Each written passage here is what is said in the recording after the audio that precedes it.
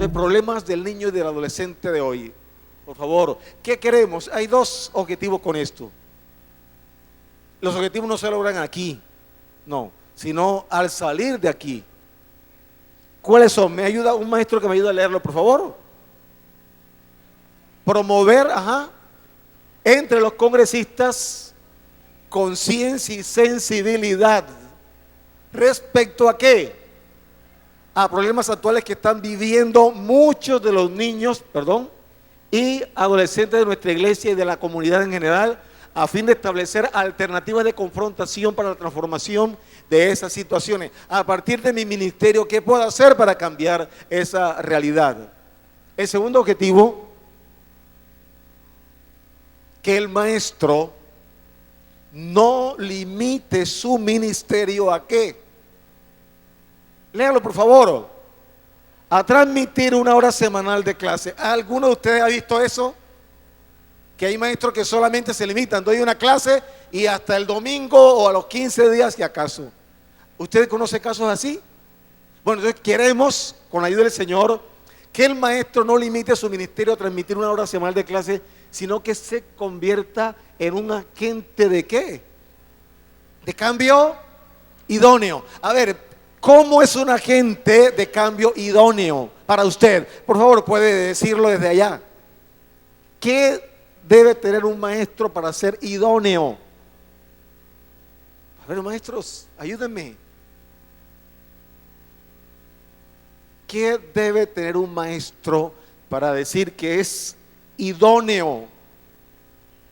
¿Cómo? Que sea amigo. Ahora, ¿qué significa idóneo? ¿Me ayudan a recordarlo? Perdón.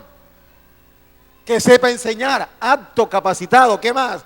Ahora, ¿cómo se requiere un maestro para que sea idóneo? Uno se pone en pie, por favor, y lo dice en voz alta. Perdón, hermano. Se puede poner en pie, por favor, y lo dice. Perdón, hago una aclaración. Cuando le estoy diciendo, quédense en pie, por favor, también. Cuando estoy diciendo que den sus ideas, no es sencillamente para hacer de pronto la hora un poco más activa, para hacer más movida. No, es porque estoy seguro que el aporte de ustedes es fundamental para cada uno de nosotros. Entonces, por eso, por favor, en voz alta, que lo escuche todo el escenario. Debe prepararse. Muy bien. ¿Cómo? Hermano, oye con eso, ser compañero permanente del adolescente. Y cuando escuchamos esas cosas, debemos nosotros decir, me estoy preparando, soy amigo permanente de mi alumno adolescente. Siga por favor, hermana.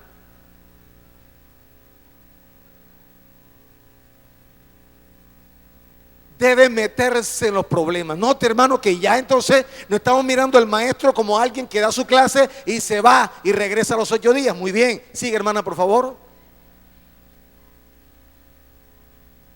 Que se identifique con la necesidad de sus alumnos. Sigue, hermana, por favor. Último concepto por ahora. Apto para suplir esa necesidad a que ha sido llamado. No dejarle eso a otros. Uno debe hacerlo. Muy bien. Que muestre empatía. Empatía. ¿Cómo es la empatía? ¿Qué es la empatía? Rápido, por favor.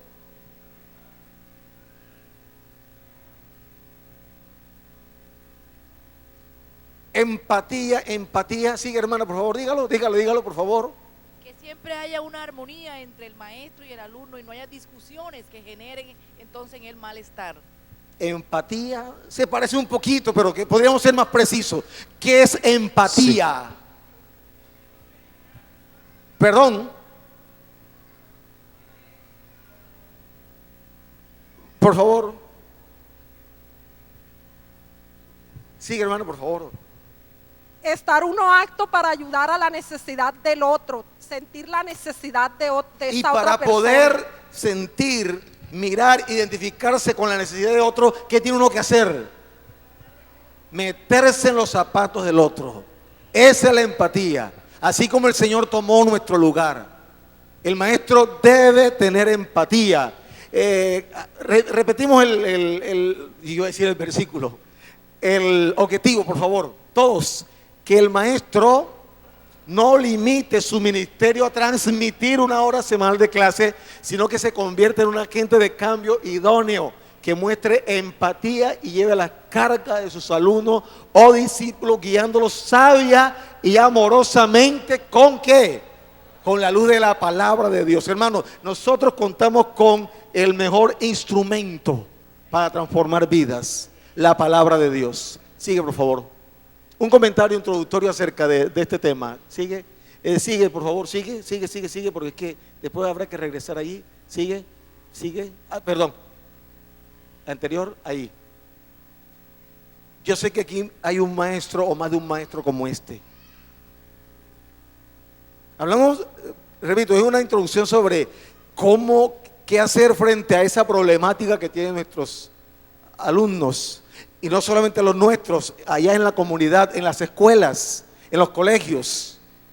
Años atrás, es una reflexión, es tomada de un libro que se llama Enseñando para Cambiar Vidas, de este escritor Henry, un escritor de educación cristiana, no de la fundación, un escritor cristiano. Años atrás había en una iglesia estábamos teniendo problemas para conseguir un maestro para jóvenes de edad intermedia. En la lista de prospectos había un solo nombre, y cuando me dijeron quién era, yo dije, tiene que ser una broma, pero me equivoqué del todo con aquel joven. Él tomó la clase y, díganlo por favor, y la transformó. No creían en él. Pero ¿qué pasó? Por favor. Yo estaba tan impresionado que lo invité a almorzar a mi casa y le pregunté cuál era el secreto de su éxito. Él sacó una pequeña libreta negra. Oye esto, en cada página tenía un retratito de uno de los muchachos, y bajo el nombre del mismo, un comentario como esto, por ejemplo: tiene problemas con la aritmética, va a la iglesia en contra del deseo de sus padres, o desea ser misionero algún día, pero cree que no tiene lo que necesita para ello. La pregunta es, ¿cómo hacía él para saber todo eso? Ahí no está. Usted vea, bueno, habla de matemáticas, relación con los padres, relación consigo mismo, sus aspiraciones. ¿Cómo hace un maestro para conocer todo acerca de su alumno? Se relaciona con eso. Ahora, ¿cómo llegar a relacionarnos con esos alumnos? Más adelante vamos a ver un pequeño aporte que nos puede ayudar en eso. Seguimos, por favor. Mire lo que dijo él: yo oro sobre estas páginas cuando. Voy a hacer una pregunta incómoda, pero levante la mano los maestros que oran por sus alumnos todos los días. Bueno, es una oportunidad para decir, yo también lo puedo hacer. Amén. Todos los días. Oiga, dijo él, y casi ni puedo esperar que llegue el domingo para ir a la iglesia y ver lo que Dios ha estado haciendo en sus vidas. Ese es un maestro consagrado. Aunque la gente, muchos no creían en él, pero tenía un ministerio de parte de Dios. Vamos a regresarnos un momento. Sigue. Hay un comentario, perdón, sigue ahí. Es necesario identificarnos y comprometernos con el sentir y el propósito de Dios para con esa niñez a través de un proceso formativo de consagración, de enseñanza, pero no una enseñanza secularizada, sino impregnada de la presencia de Dios, de amor, de conocimiento. Tenemos nosotros que huir ¿de qué? De la actitud de mediocridad de un maestro frío, carente de motivación, cuyo ministerio, como decíamos, se limita a dar una hora de clase y la semana siguiente otra hora, y así. Hay que identificarse qué piensa, qué siente Dios respecto a la problemática de nuestros alumnos de la niñez, de la adolescencia. Sigue.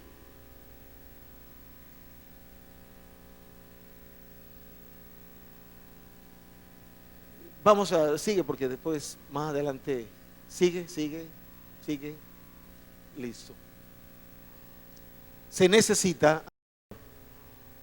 un maestro que conozca y aprecie la necesidad, la importancia y el valor del ministerio con la niñez, pero desde la perspectiva bíblica. Oye, hermano, yo subrayo esa parte, desde la perspectiva bíblica, no desde la perspectiva social.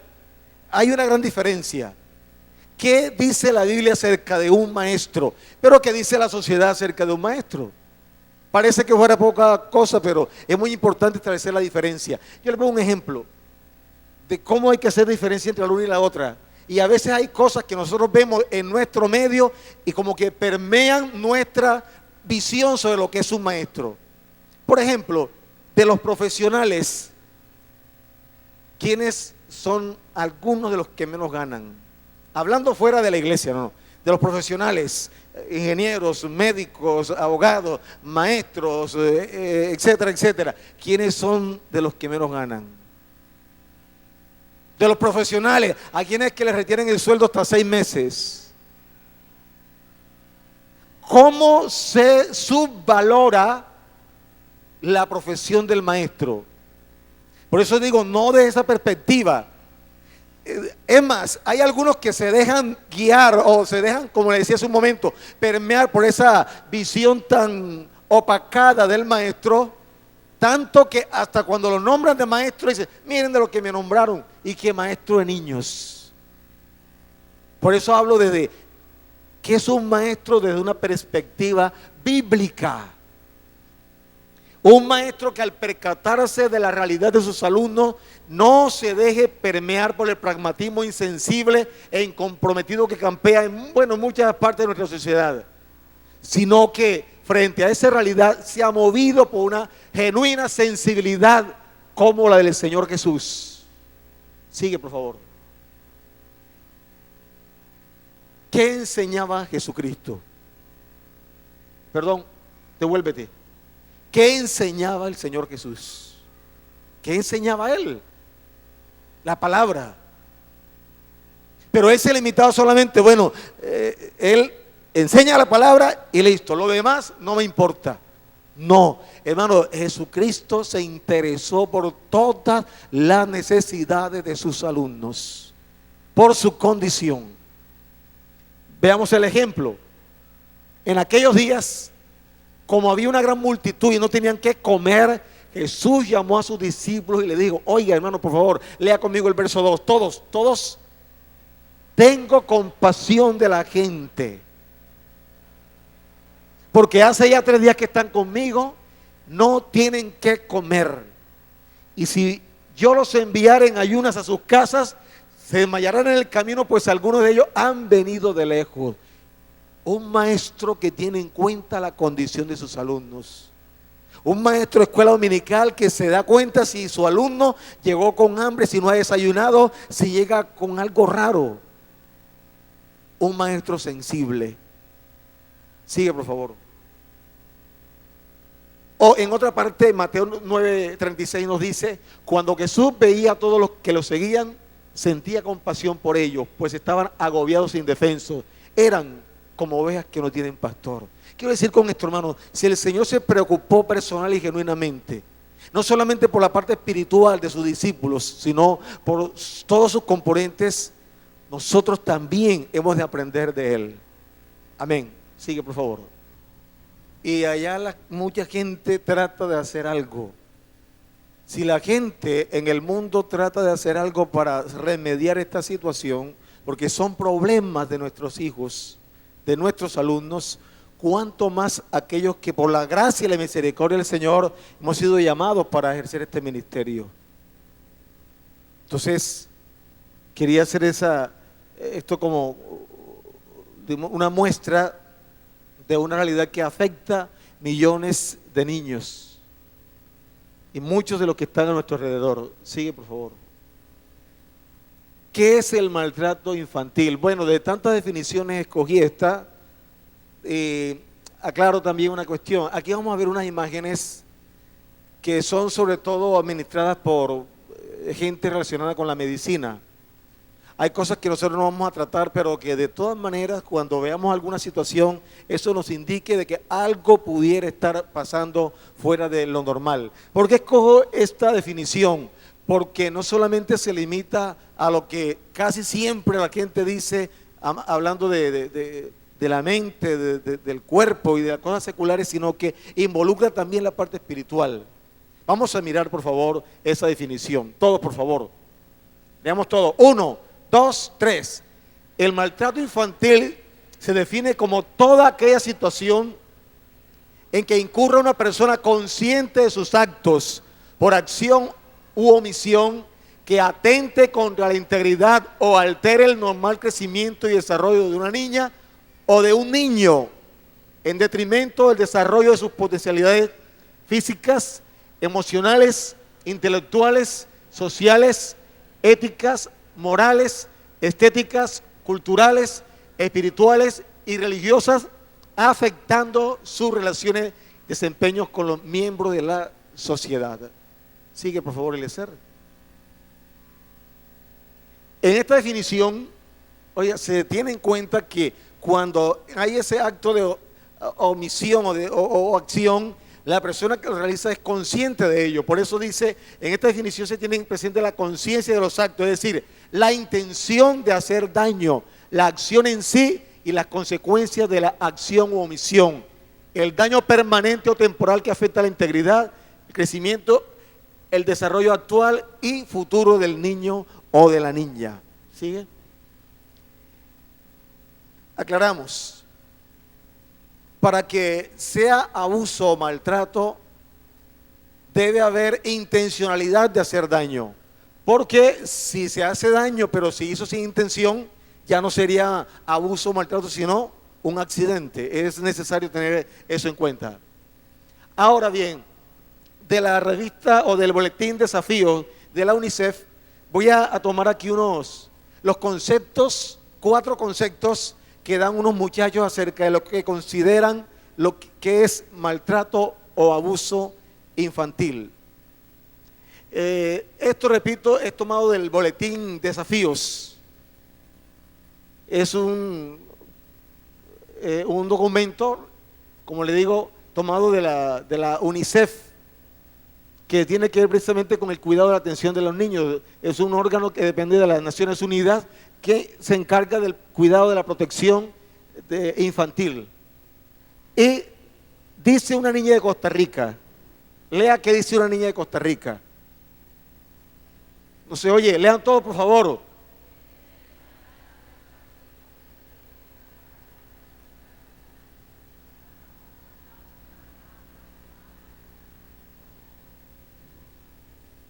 Ahora, en esta nave, por favor, lean la otra definición que da una mujer adolescente. Acá, por favor.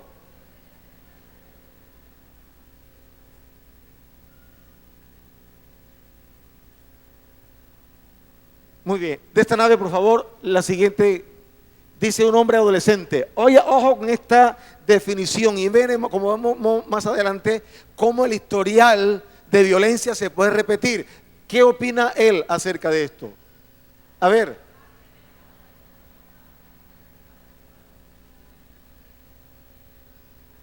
Bueno, pero yo quiero hacer un paréntesis para aclarar. ¿El castigo es bueno o es malo? Castigar. Levante la mano los que creen que es bueno. 1, 2, 3, 4. ¿Lo van levantando? Acá. Castigo. Por favor, levante la mano los que creen que es malo, que es un abuso. 1, 2, 3.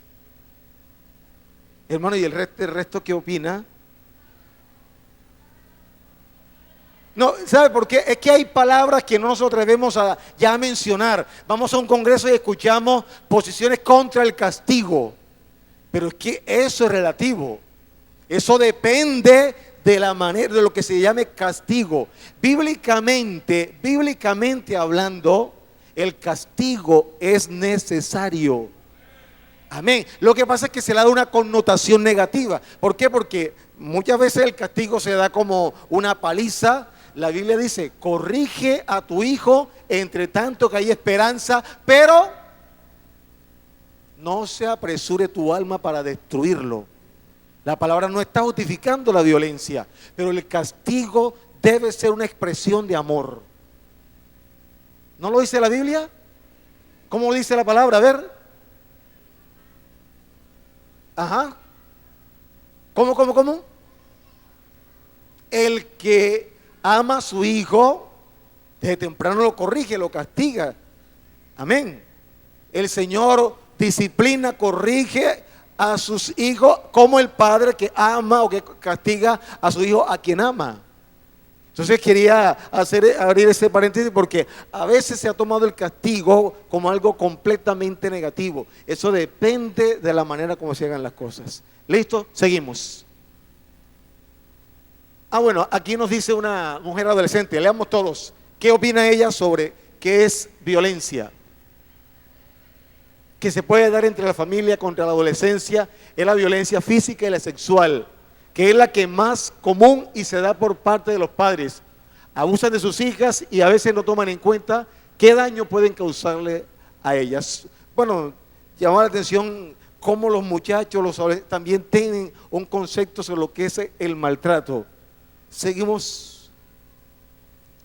Bueno, sigue porque no hay tiempo para mirar todo esto. Sigue. Todo esto está en las memorias. Formas de maltrato y abuso infantil. ¿Cómo puede detectar un maestro si un alumno está viviendo alguna de esas situaciones? Ahora, aclaro, estos son solamente unos indicadores que en algunos momentos pueden dar indicio de que nuestro alumno o nuestro niño, nuestro adolescente puede estar siendo abusado física o sexualmente. No quiere decir que siempre que se presente uno de estos signos, eso es indiscutiblemente maltrato. Un ejemplo: si una persona, por decir algo, tiene cáncer en la cabeza, ¿le dará dolor de cabeza, sí o no? Si una persona tiene un cáncer en el cerebro, seguramente le dará dolor de cabeza. No quiere decir entonces que siempre que la persona tiene dolor de cabeza es porque tiene cáncer. Entonces, cuando veamos alguna de estas cosas, tenemos que ser muy cuidadosos para poderlas examinar bien y aplicarlas bien. Formas de maltrato y abuso infantil. Sigue. Hay una doctora llamada María Fernanda Suárez, y tomo del documental que ella escribió. Ella hace una descripción de esos abusos. Habla primero de maltrato físico, maltrato psicológico, abandono, maltrato sexual o abuso sexual. ¿Qué es el maltrato físico? Toda forma de agresión producida por el papá o por algún adulto responsable, producida por el uso de la fuerza física cuando no es accidental. Creo que nosotros conocemos ampliamente acerca de eso. Maltrato psicológico. No solamente es el dar golpes, sino también existe el maltrato psicológico. ¿En qué consiste?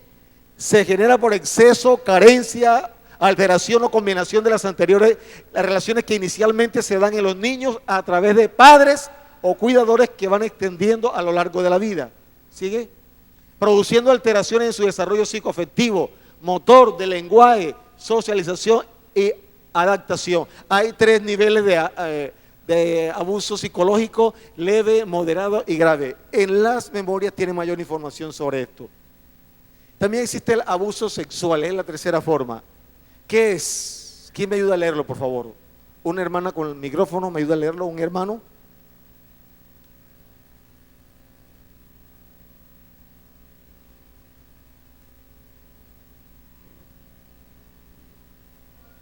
O interacciones entre un niño y uno o varios adultos cuando el primero se utiliza para estimulación sexual del segundo o de otra persona mediante engaño o fuerza física, afecto carnal, Algunas de esas formas son, ¿cuáles? afecto carnal, actos sexuales como tocamiento o exhibicionismo. Sigue. ¿Qué más? Manipulación. Entendido como la manipulación, corrupción. La corrupción, cuando se realizan actos delante de niños precisamente para corromperlos. Inducción o constreñimiento a la prostitución.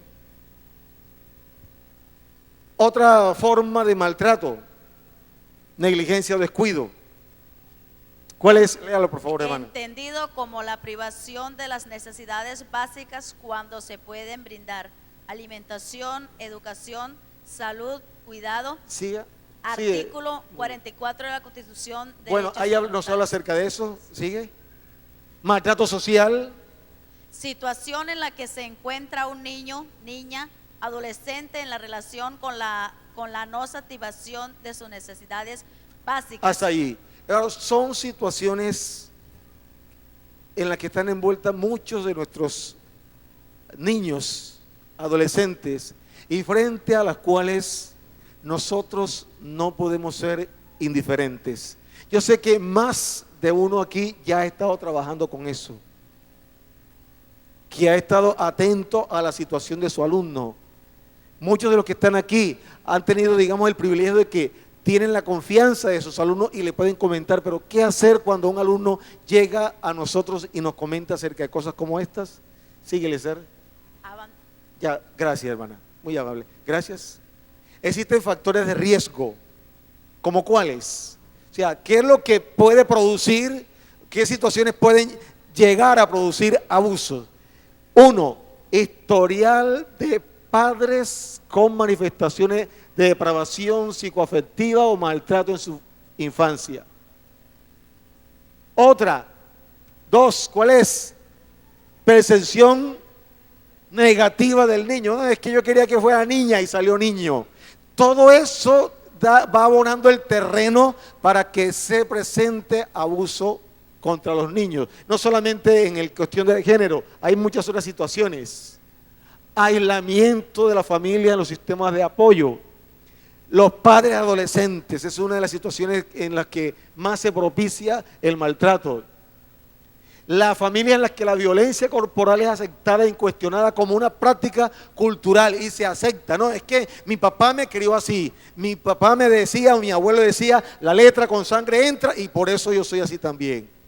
Los niños repiten lo que los adultos hacen. Cuando un niño, lea la historia de los famosos violadores, se da cuenta que la mayoría de ellos, cuando fueron niños, fueron violados. Sí, es un espiral que se va, de violencia que se va repitiendo. Frente a eso, repito, hay unos maestros que pueden cambiar esa situación. Enfermedad, todos estos factores, repito, son como campos, son escenarios en los cuales se puede presentar ese abuso o ese maltrato. Incapacidad de los cuidadores de detectar las limitaciones de los niños según su desarrollo evolutivo. Perdón, el 7. Hago una aclaración sobre eso. Hay padres de familia que frente a la conducta de un hijo actúan violentamente. ¿Por qué? Porque desconocen cómo es el desarrollo evolutivo de esos niños. ¿Qué esperar de un niño a tal o tal edad? Creo que respecto a eso nosotros debemos ayudar para educar a nuestros padres, a los padres de familia respecto a lo mismo.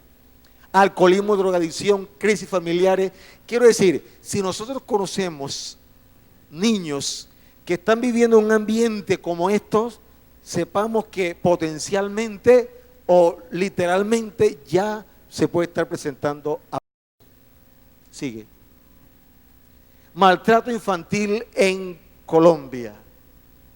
Y hablar de Colombia también es hablar de Valledupar, es hablar de Distrito 7, 24, etcétera.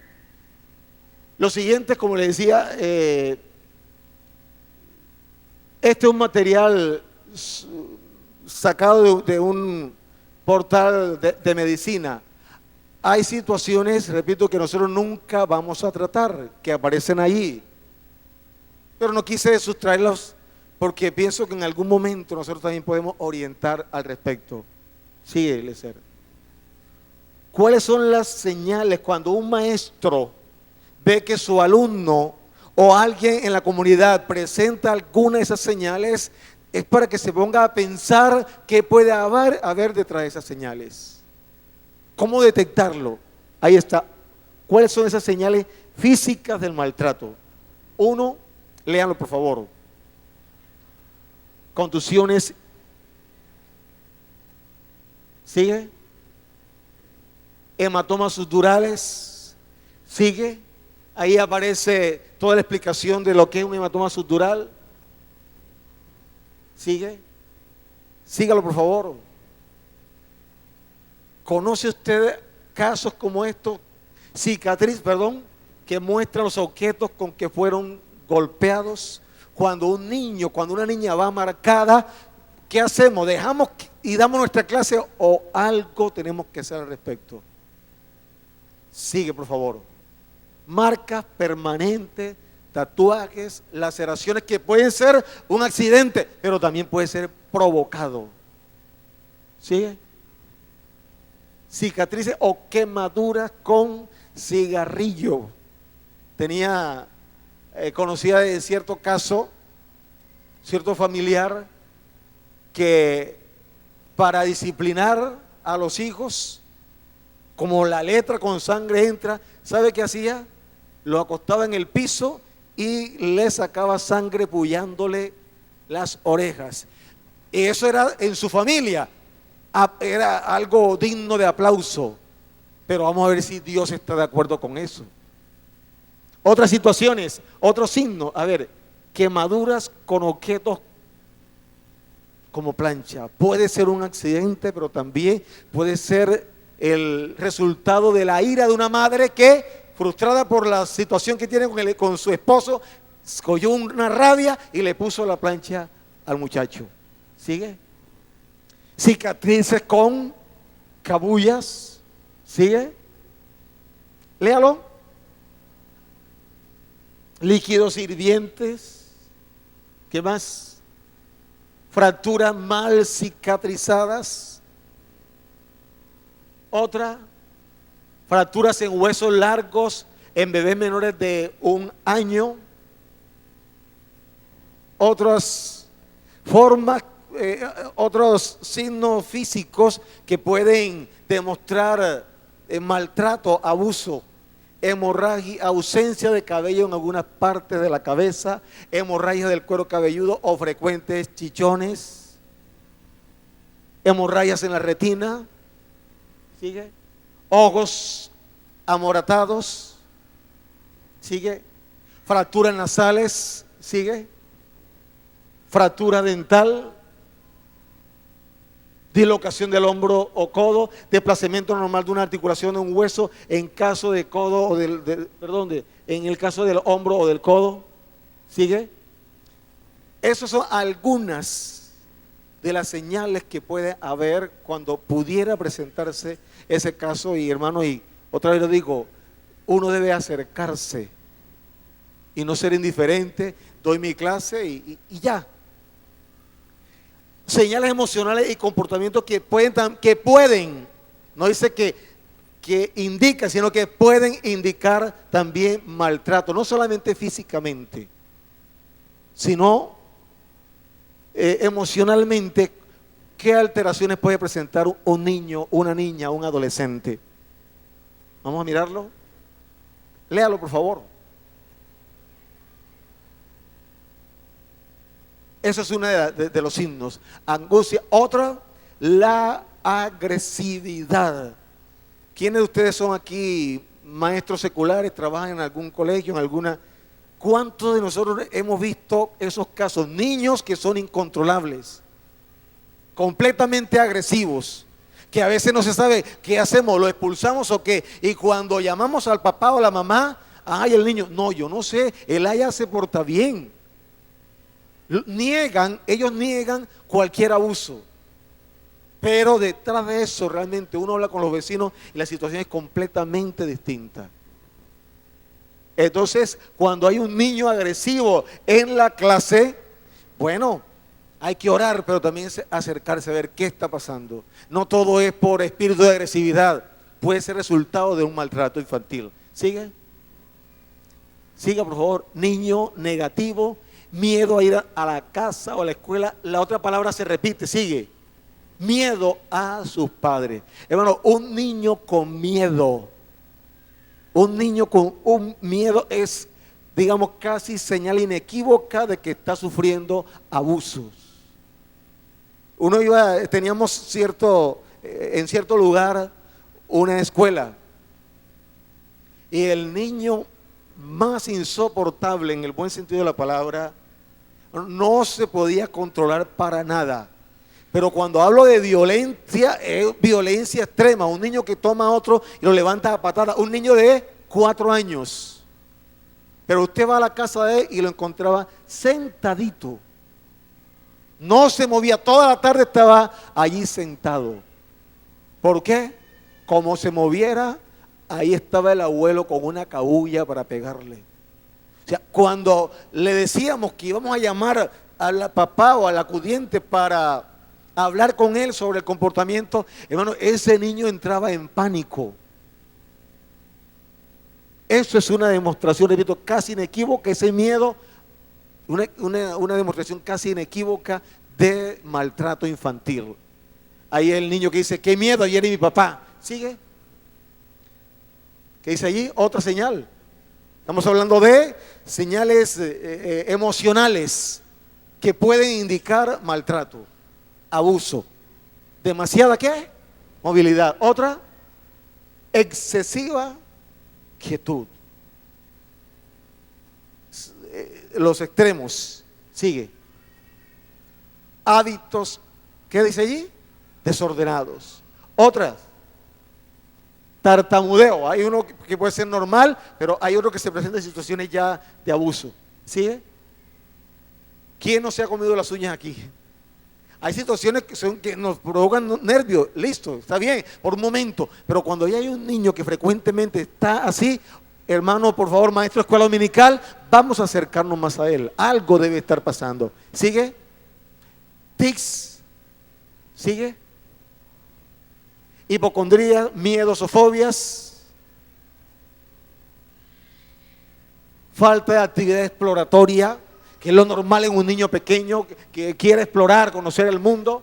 Sigue, ahí está en la memoria porque no hay tiempo para leerla. Rechazo a recibir ayuda.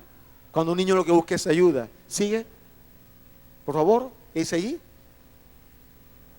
En cualquier estrato esto se presenta. Desde un niño que tiene muchas privaciones hasta uno que aparentemente lo tiene todo. Se está presentando este caso y lamentablemente va creciendo. ¿Sigue? ¿Qué señales físicas de abandono encontramos? ¿Qué otra forma de maltrato? Retardo en el desarrollo psicomotor. ¿Sigue? Hambre permanente. Llanto injustificado. ¿Seguimos? Léanlo, por favor. ¿Sigue? Bueno, ahí aparecen cuáles son esos trastornos que no hay tiempo para. Higiene personal inadecuada, vestidos inadecuados al tamaño y al clima. Siga, por favor. ¿Qué dice allí?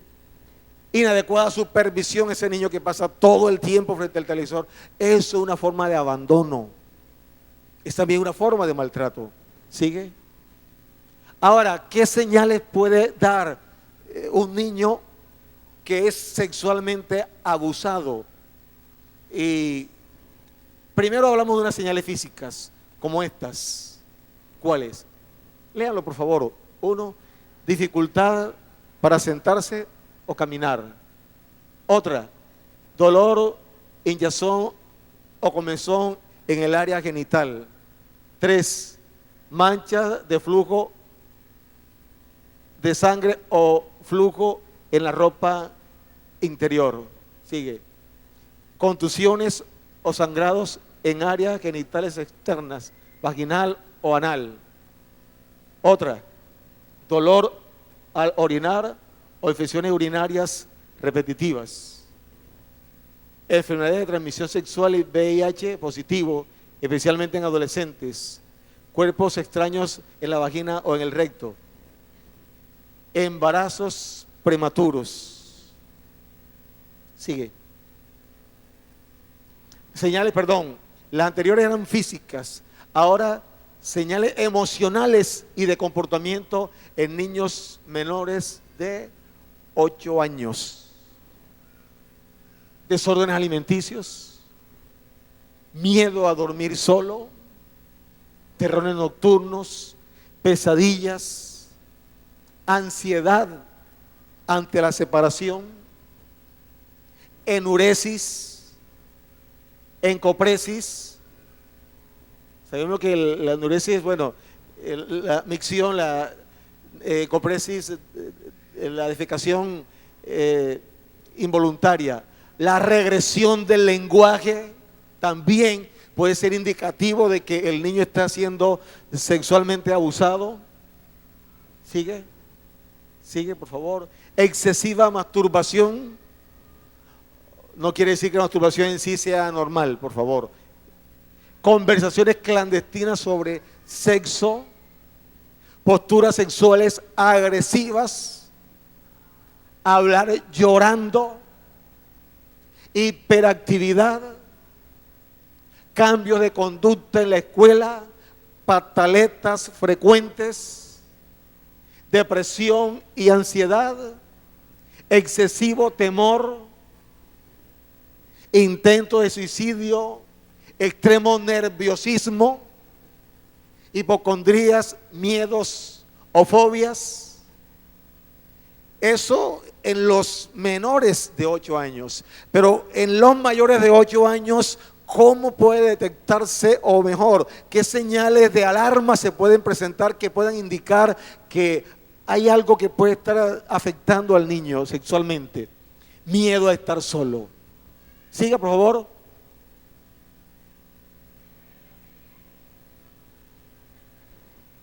Siga. Pobre autoestima. Cambios frecuentes y drásticos de humor. Sigue. Claro, todos los adolescentes tienen preocupaciones sexuales, obviamente, algo natural, pero ya cuando es como una obsesión, vamos a ser cuidadosos en esa parte. Conductas ¿de qué? Aislamiento. ¿Qué más? Conductas complacientes. ¿Qué más? Siga, por favor. Gestos e intentos de suicidio. Automutilación. La desconfianza. Sigue. Conductas fóbicas, incluidos los temas sobre sexualidad. Fantasías violentas. Abuso de alcohol o de droga. Sigue. Miedo a futuros abusos. Rechazo a relaciones cercanas con otros. Pero la pregunta sería, ¿cómo se puede dar cuenta un maestro de que alguno de sus discípulos está pasando por eso? No puede ser un maestro de aquellos que, repito, dan la clase y se van. Tiene que ser un maestro que esté más cercano a ellos.